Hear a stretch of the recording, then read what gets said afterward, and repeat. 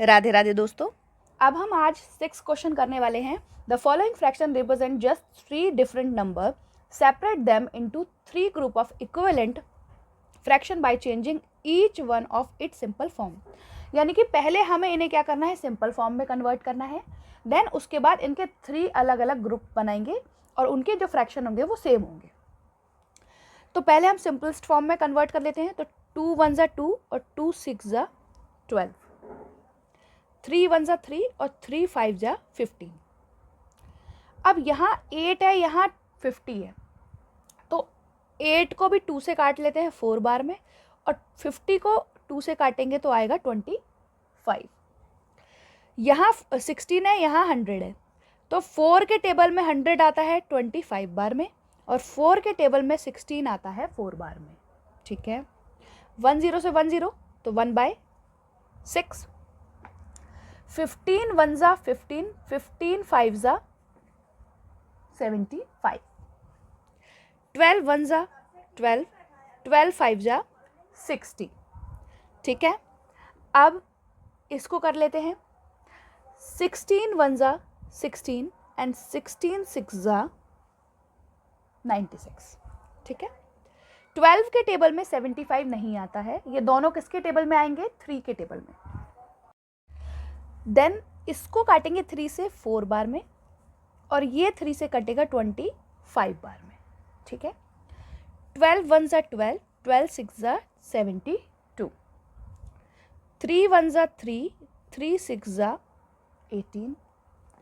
अब ये 4/25 तो दोनों ही एक दूसरे से नहीं कटेंगे, किसी भी टेबल में दोनों नहीं आते हैं। ठीक है, तो 4/5 तो हमारा ऑटोमेटिकली सिंपलेस्ट फॉर्म में है। ठीक है, तो अब हम लिख लेते हैं कौन सा ग्रुप जो है वो क्या रिप्रेजेंट कर रहा है। ठीक है, तो लिखते हैं।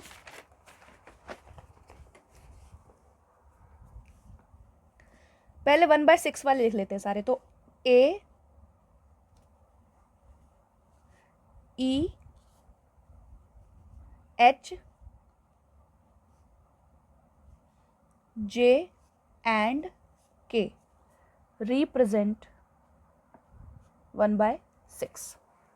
ठीक है, सिंपल लिख देना है हमें। उसके बाद 1/5 देखते हैं। तो B हो गया, यहाँ कॉमा लगा दीजिएगा, B, उसके बाद F, उसके बाद G, तो G रिप्रेजेंट 1/5। अब जो बचे हुए हैं वो बाकी 4/5 के लिए होंगे। तो 4/5 के लिए C, D, I and L represent 4/25। ठीक है, सिंपल हो गया। अब 7th क्वेश्चन करते हैं। Question number 7, find answer to the following, write the indicate how you solve them. अब हमें ये बताना है कि 5/9 इक्वल है 4/5 के, और कैसे है वो भी हमें बताना है। तो क्या करेंगे, हम लिख लेंगे पहले क्वेश्चन लिखने के बाद हमें क्या करना है, 5/9 है और 4/5 है।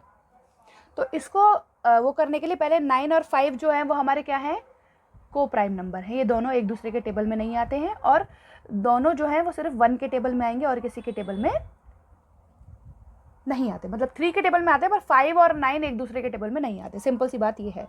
तो जो इनका एलसीएम निकलता है वो इनका इनटू निकलता है, यानी कि 9 5 जा 45। अब 9 को 45 बनाने के लिए हम क्या करेंगे, 5 से मल्टीप्लाई करेंगे। तो यहाँ भी हम 5 से मल्टीप्लाई करेंगे, और 5 को 45 बनाने के लिए हम क्या करेंगे, 9 से मल्टीप्लाई करेंगे। तो 5 5 जा 25, और नीचे आ जाएगा 45, यहाँ आएगा 36, और यहाँ आएगा 45।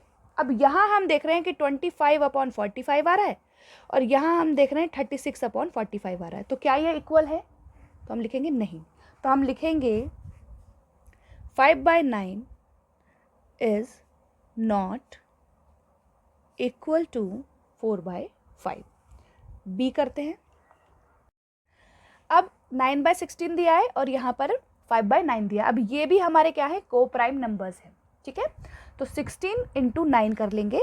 तो 9 6 जा 54, और 9 1 जा 9 और 5 कितने हो गए 40। ठीक है, तो 16 के टेबल में 144 आता है 9 बार में, तो यहाँ भी हम क्या करेंगे 9 से ही मल्टीप्लाई करेंगे। और 9 के टेबल में 144 आता है 16 बार में, तो यहाँ हम 16 से मल्टीप्लाई करेंगे। ये हो गया 81 अपॉन 144, ये हो गया 144 और 5 16 5 जा 80, तो ये हो जाएगा 81 अपॉन 44 और ये हो जाएगा 80 अपॉन 144। तो क्या ये इक्वल है? नहीं है, तो लिखेंगे 9 upon 16 is not equal to 5/9। Simple. See करते हैं।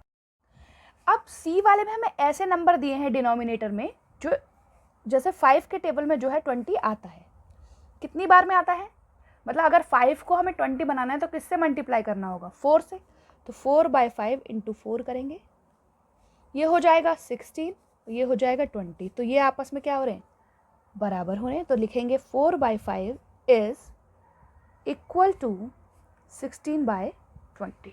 ये तो हमारा सिंपल था, हो गया। डी करते हैं।